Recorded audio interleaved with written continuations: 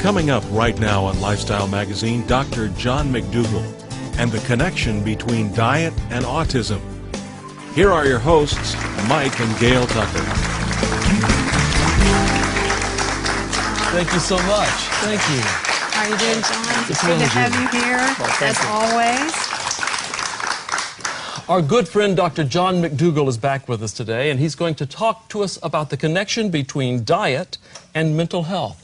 So is there really a connection? You know, people wouldn't think so. No. It's not very often discussed. I mean, they would think about things like maybe caffeine and how Right. it affects their mind. And, of course, that's why people consume caffeine, is because it's one of the last legal drugs. And well-loved as And well-loved, yes. And also to get the connection with alcohol. But the food is, I mean, in the number of people's lives and the just the sheer bulk of what you eat compared to, say, caffeine or alcohol, the food is huge. And so if it did have an effect, it could be tremendous. Right. And actually, I know it is a tremendous effect. We see worldwide, when we look at various populations of people, we see a direct correlation with depression and schizophrenia and eating the Western diet. The diet high in meat and dairy, low in starches, vegetables. Depression and schizophrenia. And schizophrenia, both worldwide. And there's been research done for over 50 years on the connection between what we eat and depression, for example. Let me just give you a little background on how that works. There are what we call neurotransmitters, chemicals in the brain. Right. And the proportions, the amount of these neurotransmitters depends upon what you eat. And people have probably heard about the amino acid tryptophan. Right. Okay. In fact, they used to sell Turkey, tryptophan. they talk about that? Yeah, they used to talk about it in terms of turkey, but that's the incorrect message. But they used to sell it actually as pills. I knew you would say that. Yeah. Well, it is, and I'll tell you why. They used to sell it as pills. So you eat the tryptophan gets into the body, it gets into the nervous system, and it makes serotonin. Serotonin kind of quiets the whole world around you, so everything's not so exciting. It relieves depression, it mutes hunger. It's a very important neurochemical. Well, here's where the connection comes.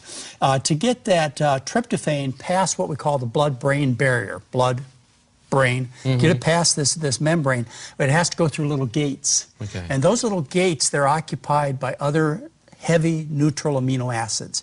Okay, so tryptophan has to get in the gate to get through into the nervous system. Well, if you eat animal foods, I'm talking about beef, chicken, fish, dairy products, they occupy all the little gates. And now your tryptophan can't get through, and now you can't make the serotonin. As a result, you get depressed.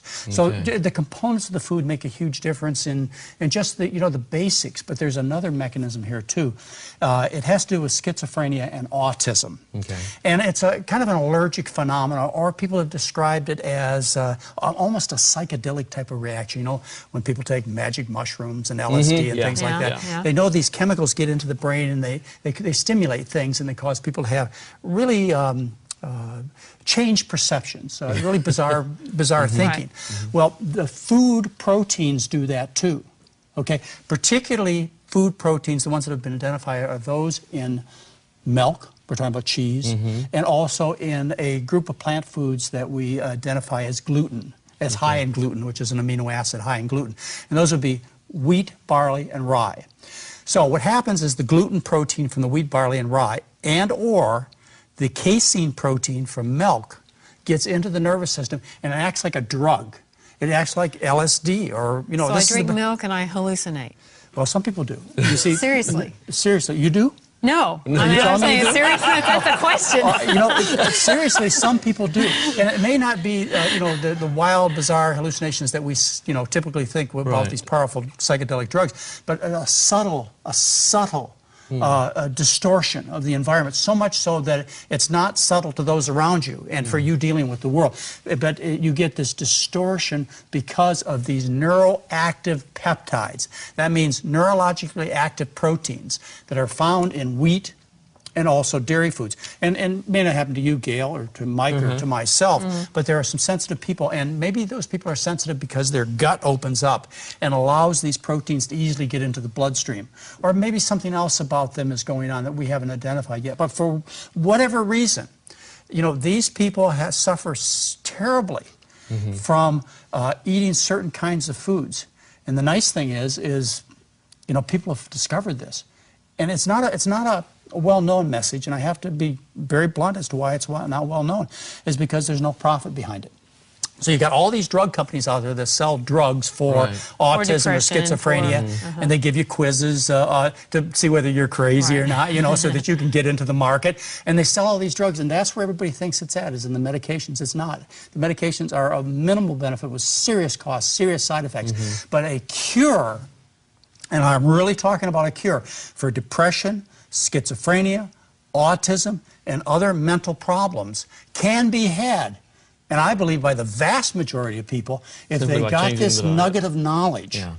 And so, you know, they don't eat the animal foods and they don't eat the gluten-containing foods. They eat a diet of potatoes and rice. Absolutely fascinating. And we're going to have more. We're going to be right back.